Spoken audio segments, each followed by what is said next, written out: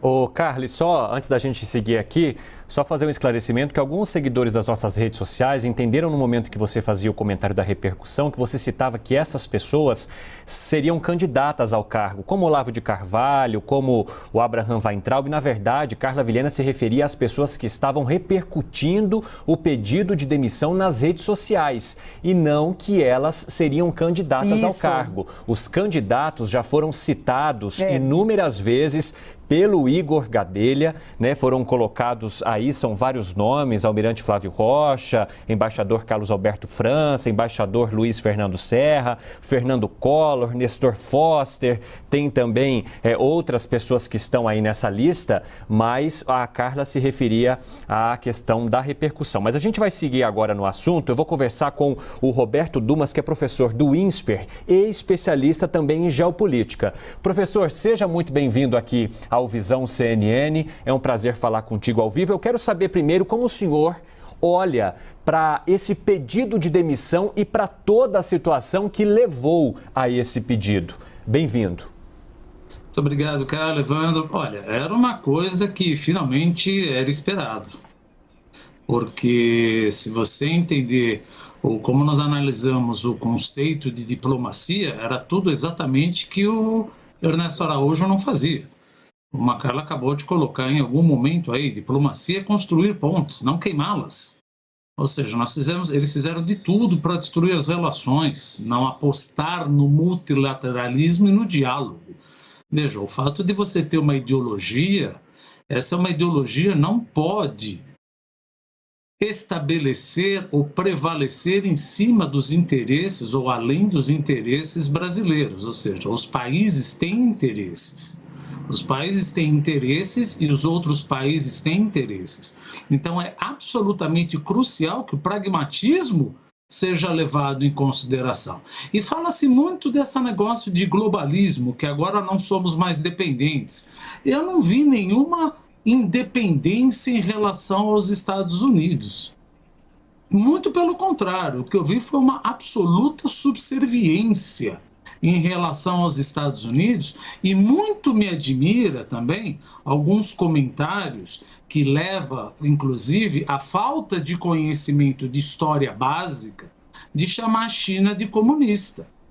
Eu fico perguntando, como é que um país que tem duas bolsas de valores com mais de 15 trilhões de dólares, os 5 maiores bancos do mundo em capitalização de mercados e bilionários como Jack Ma pode ser um país comunista? Ninguém está defendendo, mas acaba passando vergonha chamando um país de comunista.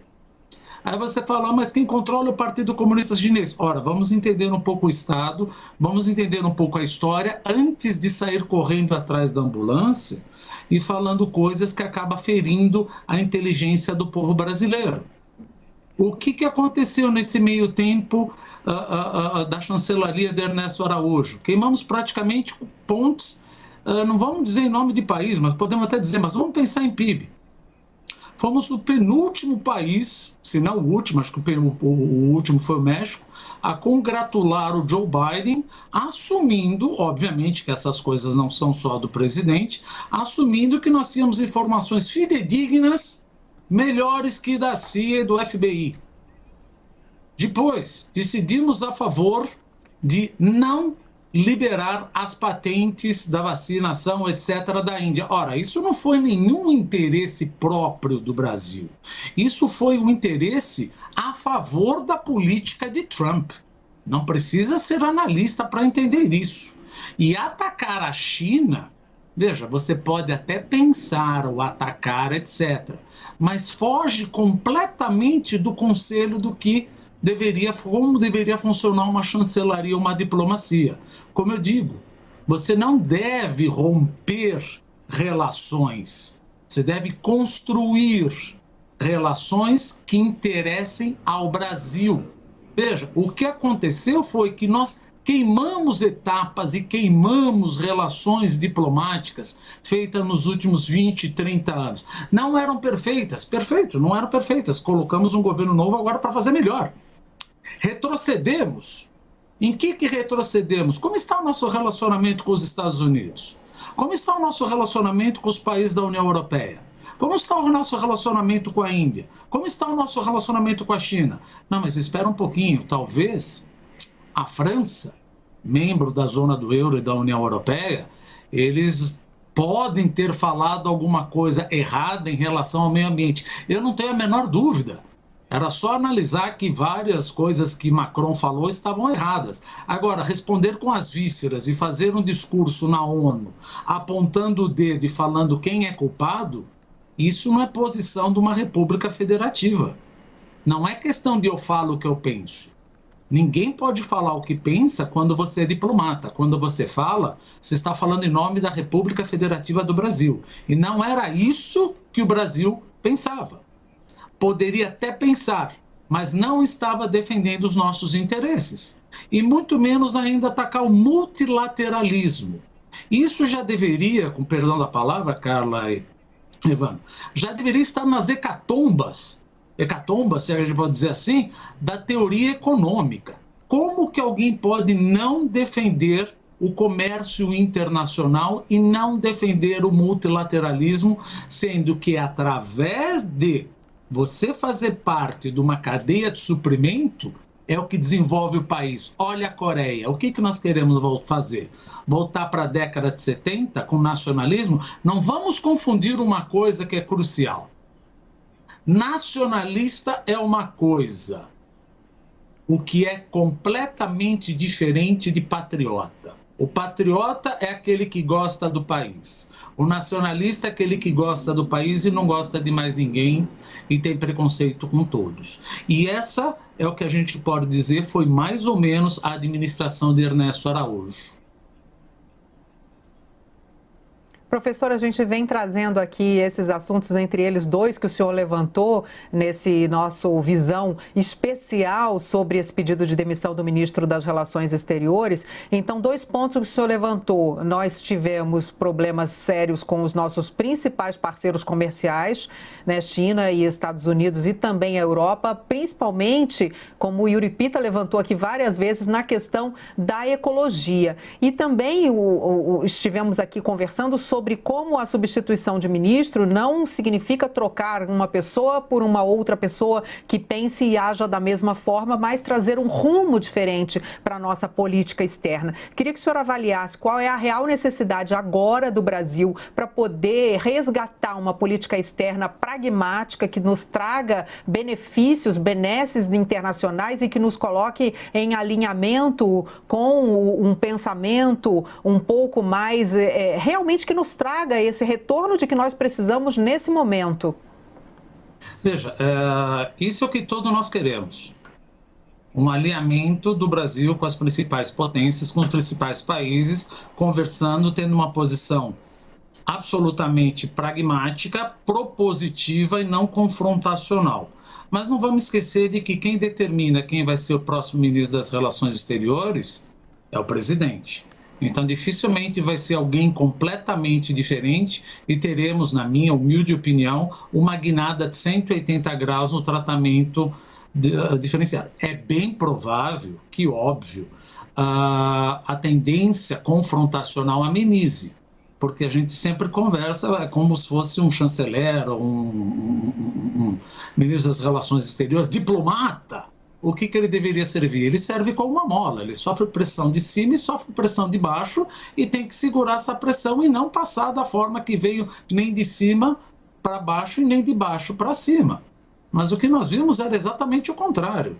Ele exponenciava a pressão que vinha dos olavistas e dos terraplanistas e bolsonaristas de uma forma que era contra todos os países, não sabia por quê, mas simplesmente por uma cega aliança aos Estados Unidos, e isso acabou queimando. Então, respondendo diretamente à sua pergunta, é o que pensamos, é o que torcemos, é o que esperamos.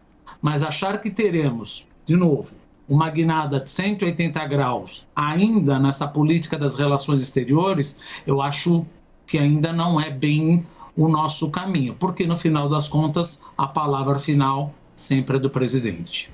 Yuri Pita. Obrigado, Evandro. Boa tarde, professor.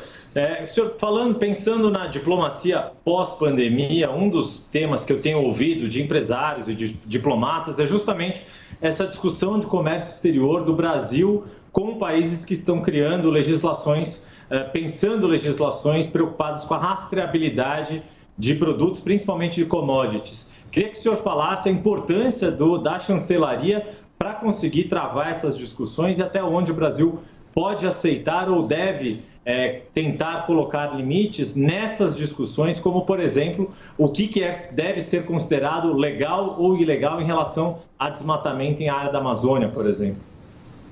Veja, vamos pensar aqui pelo lado de nossos principais parceiros. A China tem um problema, mas ela não se preocupa muito.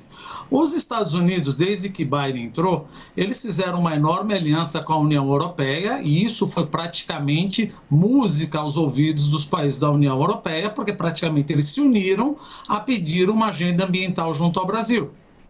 Qual é a nossa agenda ambiental? Veja, está óbvio, pelo menos o que a gente acaba estudando, que é a exploração do ouro, a exploração da madeira nativa, etc. Não é o caso da agronegócio. Ou se for, é muito pequeno. Agora, urge que, se determinados assuntos forem esclarecidos, que sejam esclarecidos e conversados diplomaticamente e não abrindo uma apresentação na ONU. Ora, mas os países têm interesses mercantis, eles têm interesses de agronegócio. Meu Deus do céu, mas é óbvio que eles têm interesses. Tanto isso é óbvio que o principal crítico da nossa política ambiental são quem? São os franceses e os irlandeses, justamente aqueles que mais competem com a gente. Não precisa dizer isso, o interesse comercial está sempre por trás disso. Mas se estamos fazendo de alguma coisa, de alguma certa maneira errada, o que estamos fazendo, atinamos para o nosso erro e desenvolvemos um plano de mitigação disso. E não atacá-lo sem saber. E o que é pior, atacar e depois desistir de atacar. Olha, eu vou falar alguma coisa sobre quem exporta e quem importa, mas no final das contas eu desisto. E outra, as coisas mudaram. Porque se nós falarmos um pouco de meio ambiente, social e governança, muita gente pode falar isso seria um desserviço para qualquer país. Discordo diametralmente. Por quê? Com as mídias sociais, com a conscientização do povo, se nós não respeitarmos nem as leis, hein? Eu não digo as leis. Porque muitas vezes nós podemos ter algumas leis, como por exemplo do Banco Mundial ou do New Development Bank, que são os bancos dos BRICS, que eventualmente são leis ou diretrizes mais estritas, mais restritas que as nossas. Não vamos adotar? Ora, se nós não vamos adotar, talvez nós possamos sofrer um tuitaço. Talvez nós possamos sofrer um boicote. E isso não é lucro? Então eu rejeito aquela ideia de que, olha, se eu olhar o meio ambiente, se eu proteger o meio ambiente, isso vai prejudicar o meu lucro. Pelo contrário, hoje em dia, se eu não olhar, é que vai prejudicar o meu lucro, porque de alguma maneira eu serei impactado. O meu lucro, a minha empresa, a minha exportação não vai gerar negócio, não vai gerar emprego, não vai gerar renda e justamente aonde? Onde mais o país consegue atrair divisas, que é em commodities agrícolas, meu Deus. Então, é um erro crasso ainda achar que, como dizia antigamente, que desenvolvimento é destruir e construir estradas. Sim, vamos construir estradas, mas se eu tiver que desviar, eu vou ter que desviar. Agora vivemos uma nova seara. E é assim que funciona. E se não funcionarmos, os nossos consumidores irão nos matar. Desculpa, pois não. Professor, agora com isso que o senhor está dizendo, o senhor diz que é óbvio, né, que quem nomeia ministro é o presidente e que é bem provável que o presidente não faça essa guinada de 180 graus para mudar completamente a política externa. Mas isso que o senhor está trazendo de interesse econômico não estaria nas origens do movimento do Congresso, Senado e Câmara ali, bancada ruralista, prejudicada nos seus negócios, principalmente com a China? Eles não conseguiriam mover de alguma maneira ali as pressões para conseguir uma mudança radical nessa política externa? Eu acho que essa pressão ela tem de vir, mas é como nós colocamos agora. Por exemplo, saiu o ministro das Relações Exteriores. Por enquanto, os países, a percepção deles para com a gente, para conosco, ainda não mudou. Eles querem saber quem vai entrar e como serão as negociações e como serão as conversações. Então, já passou da hora.